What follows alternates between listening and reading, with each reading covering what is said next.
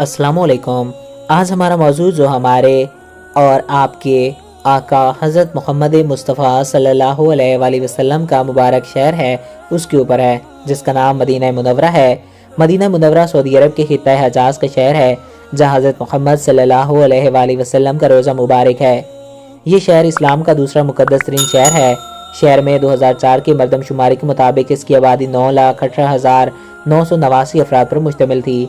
شہر کا پرانا نام یثرب تھا، لیکن حضرت محمد مصطفیٰ صلی اللہ علیہ وآلہ وسلم کی ہجرت مبارکہ کے بعد اس کا نام مدینہ المنورہ رکھ دیا گیا، جو کہ بعد ازاں مدینہ بن گیا۔ اس کی بنیاد اسلام پر ہے۔ مکہ مکرمہ میں مسجد حرام میں مسلمانوں کے لیے مقدس ترین مقام ہے، جبکہ بیت المقدس میں مسجد اقصی اسلام کا تیسرا مقدس مقام ہے۔ اس شہر کی سب سے بڑی خصوصیت یہ ہے کہ یہاں مسجد نبوی اور حضور اکرم صلی اللہ علیہ وآلہ وسلم کا روزہ مبارک ہے، جس کی زیارت کے لیے ہر سال ہزاروں فرزندان توحید وہاں پہنچتے ہیں۔ تاریخ اسلام کی سب سے پہلی مسجد قباء بھی مدینہ میں قائم ہے، جبکہ مکہ مکرمہ کی طرح مدینہ منورہ میں بھی صرف مسلمانوں کو داخل ہونے کی اجازت ہے۔ دونوں شہروں میں قائم مختلف مساجد میں ہر سال حج کی مناسبت سے لاکھوں مسلمان رہتے ہیں۔ اس کی ایک اور خصوصیت یہ ہے کہ مدینہ منورہ میں چاروں طرف فرشتے ہیں اور دجال داخل نہیں ہو سکتا۔ قبل از اسلام شہر مدینہ یثرب کہلاتا تھا۔ یہ ایک اہم تجارتی قصبہ تھا اور یہاں کے بت پرست باشندے ہر سال زیارتیں مکہ کیا کرتے تھے۔ یہ شہر عرب یہودیوں کا بھی مرکز تھا۔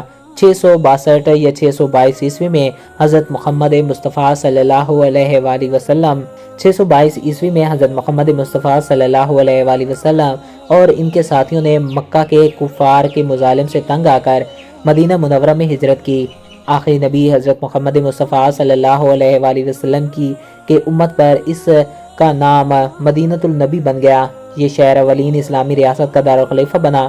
حضور پاک صلی اللہ علیہ وآلہ وسلم کی آمد پر تاریخی مساق مدینہ طے پایا۔